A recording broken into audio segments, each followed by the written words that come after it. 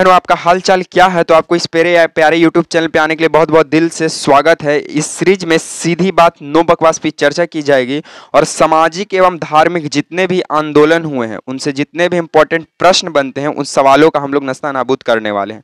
तो सबसे हमारा पहला सवाल कहता है कि संवाद कौमुदी पत्र के संस्थापक कौन थे। तो संवाद कौमुदी पत्र के संपादक राजा राम मोहन रॉय थे और राजा राम मोहन रॉय का पत्रिका का नाम मीरातुल अखबार हुआ करता था। राजा राम मोहन रॉय को राजा का उपाधि अकबर द्वितीय दिया। राजा राम मोहन रॉय को भारत में पत्र एवं पत्रिकाओं का जनक माना जाता है।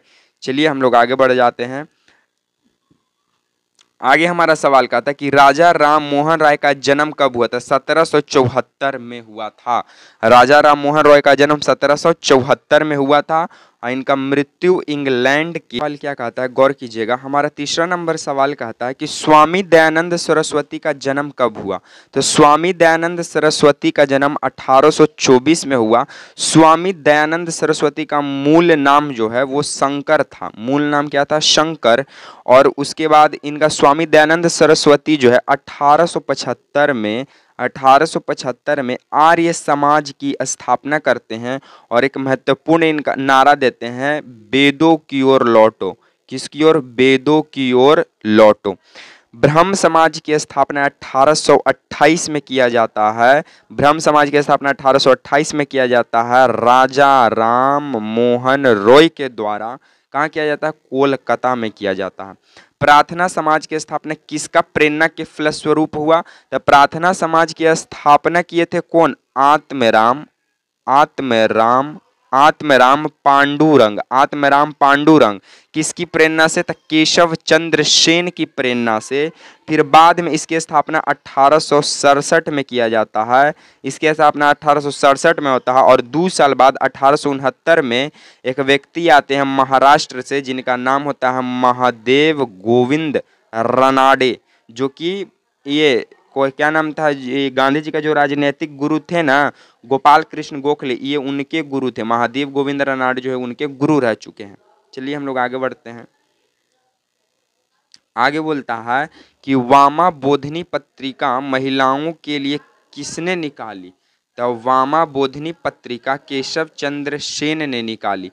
ब्रह्म समाज की स्थापना किसके द्वारा और कहाँ किया गया, तो कलकत्ता में राजा राम मोहन रॉय के द्वारा 1828 में किया गया था। आधुनिक भारत में हिंदू धर्म सुधार का पहला आंदोलन कौन सा था, ब्रह्म समाज, जिसकी स्थापना राजा राम मोहन रॉय किए थे 1828 में। हमारा आगे सवाल कहता है कि ब्रह्म समाज का विरोधी संगठन कौन सा था जिसने सती प्रथा व अन्य सुधारों का विरोध किया था। धर्म सभा था। शारदामणि कौन थी, तो रामकृष्ण परमहंस की पत्नी थी। शारदामणि कौन थी, रामकृष्ण परमहंस की पत्नी थी। धर्म सभा के संस्थापक कौन थे, तो राधाकांत देव। धर्म सभा का संस्थापक कौन थे, राधाकांत देव। और ये ब्रह्म समाज की स्थापना का तुलना करते थे, मतलब विरोध किया हुआ करते थे।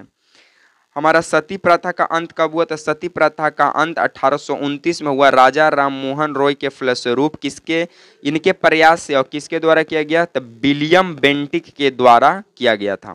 सती प्रथा का अंत में सबसे अधिक प्रयास किसका रहा, राजा राम मोहन रॉय को। और किसके कहने पर, तो राजा राम मोहन रॉय कहते विलियम बेंटिक को, तब बंद हुआ। आर्य समाज की स्थापना 1875 में मुंबई में होता है। कौन करते हैं, दयानंद सरस्वती। आगे बढ़ते हैं। आर्य समाज की स्थापना किसने किया, स्वामी दयानंद सरस्वती। ये बोले थे वेदों की ओर लौटो का नारा दिए थे, वेदों की ओर लौटो का नारा। आर्य समाज किसके विरुद्ध था, तो धार्मिक अनुष्ठान एवं मूर्ति पूजा का ये विरोध करता था। धार्मिक अनुष्ठान और मूर्ति पूजा को क्या करता था, विरोध करता था।